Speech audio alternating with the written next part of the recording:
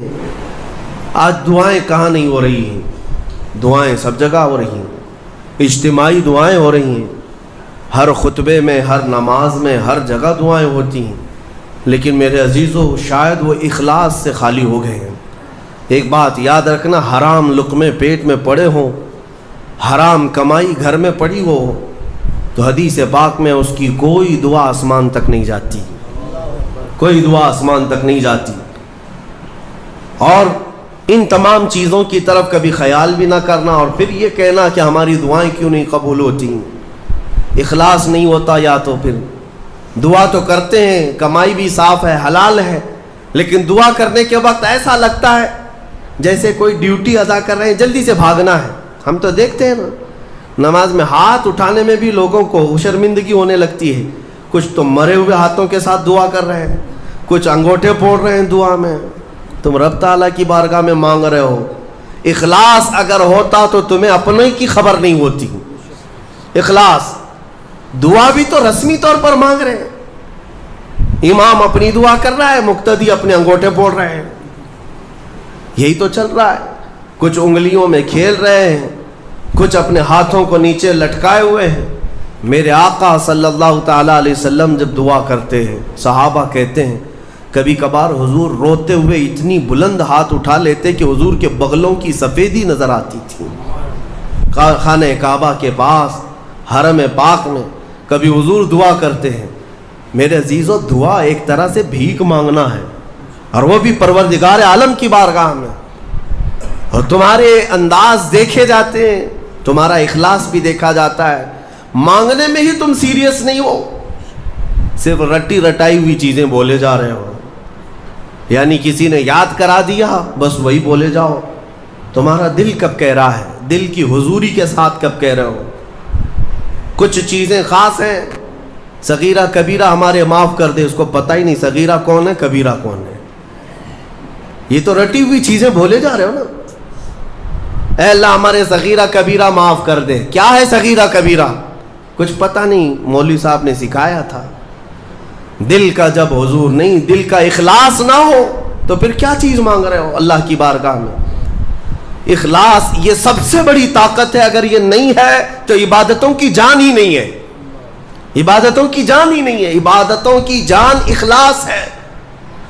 یہاں تک کہ امام غزالی رحمۃ اللہ تعالیٰ علیہ نے ایک واقعہ ایسا بھی لکھا ہے، وہ پڑھنے کے بعد مجھے بڑی حیرت ہوتی ہے۔ ایک بزرگ تھے، 30 سال تک انہوں نے پہلی صف میں کھڑے ہو کر نماز ادا کی، 30 سال تک ایک بھی نماز ان کی تکبیر اولا بھی نہیں چھوٹی امام کے پیچھے۔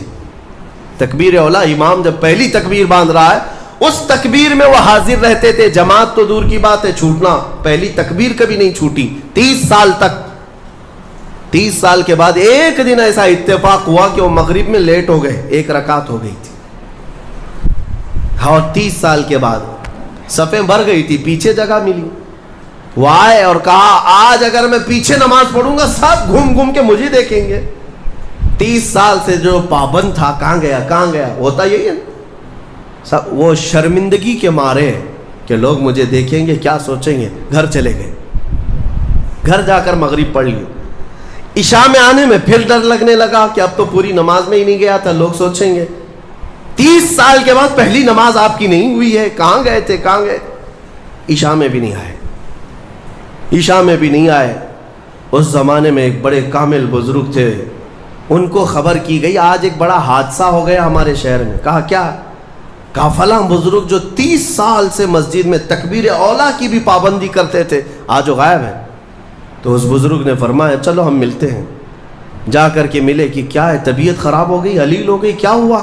انہوں نے کہا کچھ ہوا نہیں، لیکن تھوڑا سا لیٹ ہو گیا مغرب میں، اور پھر پیچھے جگہ مل گئی 5-6 صفوں کے پیچھے۔ میں نے یہ سوچا کہ لوگ بعد میں کیا کہیں گے، لوگ کیا کہیں گے کہ اتنے سالوں کی پابندی کے بعد آج تمہاری پہلی صف بھی نہیں ہوئی، پہلی تکبیر بھی نہیں ہوئی۔ اس بزرگ نے کہا کس سے؟ 30 سال کی پابندی کرنے والے سے۔ کہا میاں جاؤ پچھلے 30 سال کی پوری نمازیں قضا کر لو، واپس دوبارہ پڑھ لو، اعادہ کرو، اس لیے کہ 30 سال جو تو نے پابندی کی نمازوں کی وہ تو یہی سوچ کر کے کہ لوگ کیا کہیں گے۔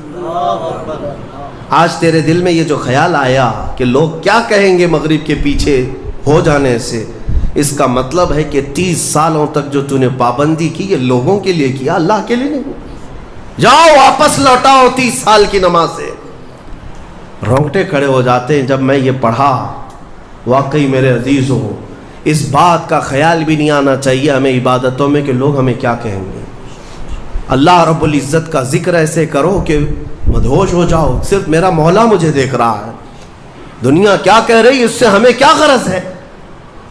آج یہی بیماری نے بہت ساری عبادتوں میں ہمارے خلل ڈال رکھا ہے، خلل ڈال رکھا ہے۔ تمہارے سنتوں سے دور ہونے کا ایک بڑا سبب بھی یہی ہے کہ لوگ کیا کہیں گے۔ یہ کبھی نہیں سوچتے کہ قبر میں جاؤں گا تو مصطفیٰ کیا کہیں گے، میرے آقا صلی اللہ تعالیٰ علیہ وسلم دیکھیں گے تو کیا کہیں گے۔ یہ کیوں خیال نہیں آتا؟